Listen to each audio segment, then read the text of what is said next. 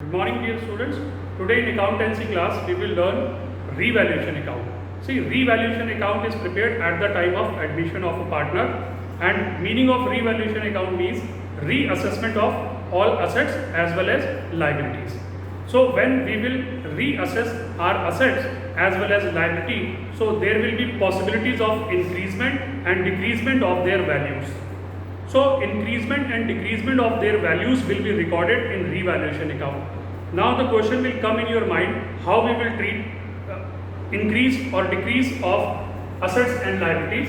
See, this is revaluation account. If the value of asset will increase, that means that is our gain.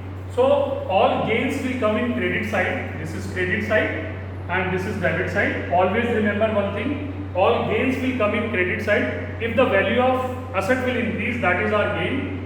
So increasement in the value of asset will come in credit side. Same way if the value of asset will decrease, that will come in debit side, because that is our one of the loss. Now come to liabilities. If the value of liabilities will increase, that is our loss, that will come in debit side. And if the value of liabilities will decrease, that will come in credit side, because that is our one of the gain. Sometimes at the time of reassessment of assets and liabilities, we will find few unrecorded assets. So if we will find any unrecorded asset, that is our gain, that will also come in credit side. And if we will find any unrecorded liability, that is our loss, and that will come in debit side. Now after writing all these things, we will do total of revaluation account, and if credit side is increasing, that will be considered as profit, and that profit will be transferred to old partners capital account in their old profit sharing ratio. Always remember this thing, in their old profit sharing ratio.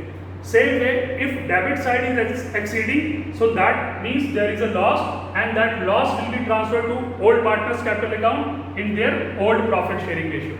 Okay, thank you.